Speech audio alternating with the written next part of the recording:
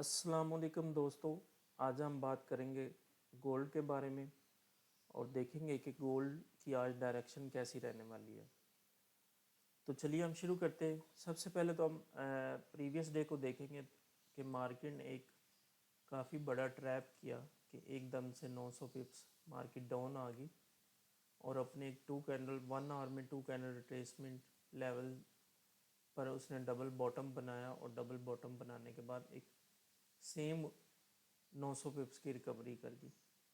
जो वीएस से ट्रेडर है और जो वॉल्यूम स्प्रेड एनालिसिस को जानता है उसने तो यहाँ पे एक डबल बॉटम पे अच्छी बाइंग की थी, क्योंकि यहाँ पे उसको आइडिया हो गया था कि ये जो मार्केट में सेलिंग आई है इसमें स्मार्ट मनी ने बाय किया और उसी लेवल का रिटेस्ट किया और वहाँ से मार्केट बाय में चली जाएगी।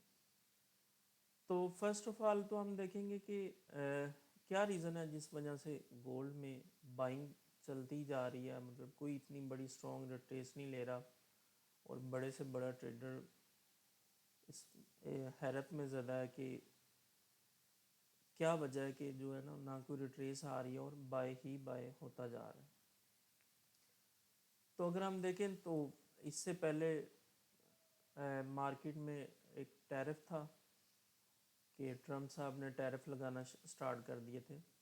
तो टैरिफ की वजह से मार्केट में जो है ना गोल्ड बाइंग प्रेशर काफ़ी ज़्यादा था और गोल्ड बाय होता गया।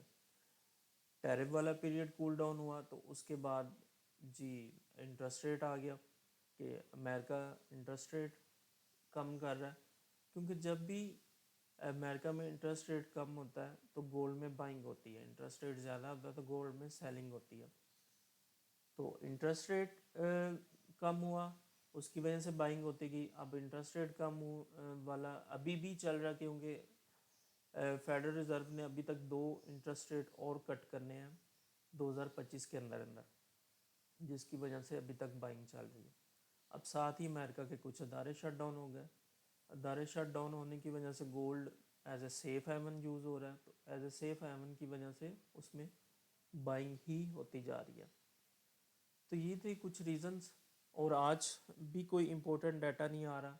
अगर हम देखें तो लास्ट वीक में भी एनएफपी का डाटा आना था फर्स्ट, फिर उन्होंने पोस्टपोन किया, फिर 10 अक्टूबर को आना था, 10 अक्टूबर को भी उन्होंने पोस्टपोन कर दिया। और कल भी पॉल के स्पीक्स थे तो उसमें भी न्यू डाटा ना होने की वजह से उसने प्रीवियस डाटा पे ही बात की है जो भी बात की है। तो कल के लेवल हमारे अच्छे चल गए जो लेवल मैंने बनाए थे। और आज देखते हैं कि आज कहाँ से हम बाइंग देख सकते हैं, क्योंकि अभी तक ट्रेंड बाय का है तो बाय ही देखना है, हमने सेलिंग को नहीं देखना। तो फर्स्ट मैं 1 डे टाइम फ्रेम में जाता हूँ। वीकली में जाने का तो फ़ायदा नहीं है, क्योंकि वीकली लास्ट वीक जो है वो बुलिश ही क्लोज हुआ है और ये वीक भी अभी तक बुलिश चल रहा है। तो लास्ट डे के लेवल मैं डिलीट कर रहा हूँ। तो 1 डे में जाऊँ तो लास्ट प्रीवियस डे का जो हमारे पास 1 डे कैंडल क्लोजिंग है वो एक तरह की अगर हम देखें तो डोजी टाइप क्लोज हुई है।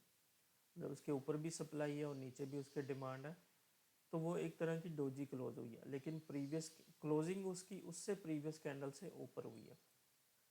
तो अभी हम देखेंगे कि फर्स्ट जो हमारे पास लेवल निकलेगा वो प्रीवियस डे का उसकी क्लोजिंग, उसका हाई और उसका लो।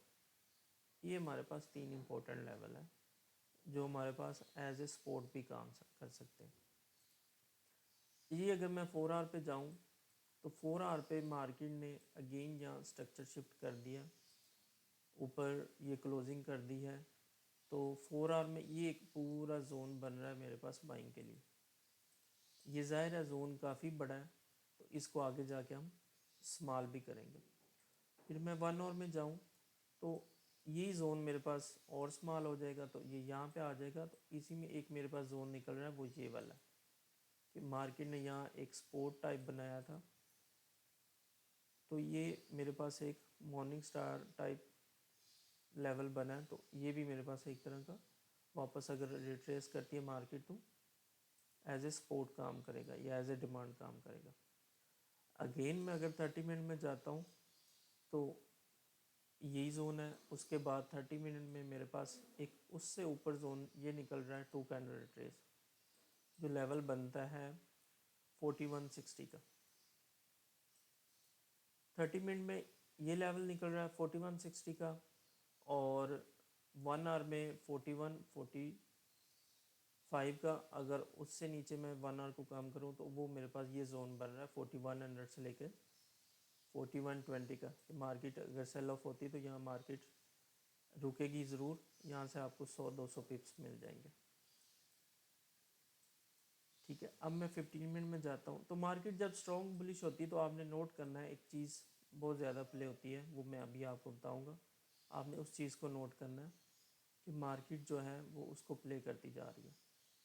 अगर मैं जोन्स को और कम करना चाहूँ तो मेरे पास ये जोन निकल आएगा 15 मिनट में।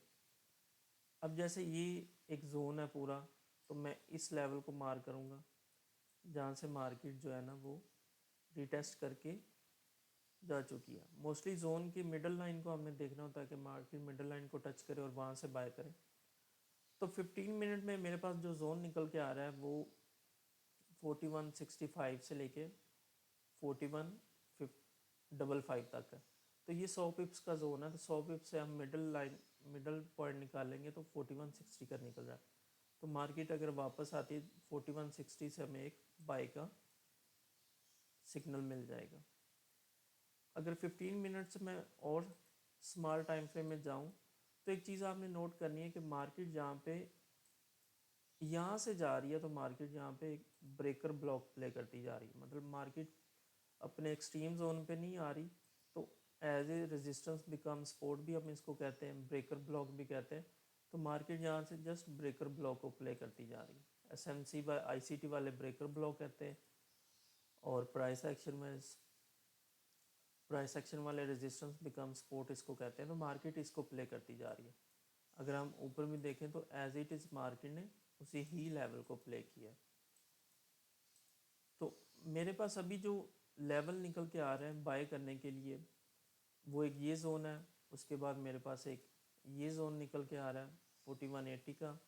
अगर मार्केट वापस आती है तो मुझे यहाँ से भी एक बाय का सिग्नल मिल जाएगा। तो डायरेक्शन बाय किया है तो आपने बाय ही देखना है, टॉप पकड़ने के चक्कर में नहीं रहना कि मैं टॉप पकड़ूं, क्योंकि टॉप पकड़ने के चक्कर में आपके बहुत ज़्यादा एसएल हिट होने हैं, मार्केट ने आपको टॉप देना भी नहीं। हमेशा स्ट्रक्चर के साथ प्ले करें, जो ट्रेंड होगा ट्रेंड को फॉलो करें, अगेंस्ट द ट्रेंड आपने नहीं जाना।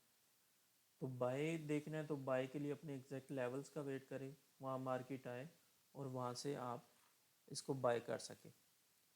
और ये था हमारा आज का एनालिसिस। अगर आपको ये वीडियो पसंद आई हो तो लाइक करें, शेयर करें और सब्सक्राइब करना ना भूलिए, ताकि आपको और अपडेट्स मिलती रहे। मिलते हैं अगली वीडियो में। अल्लाह हाफिज़।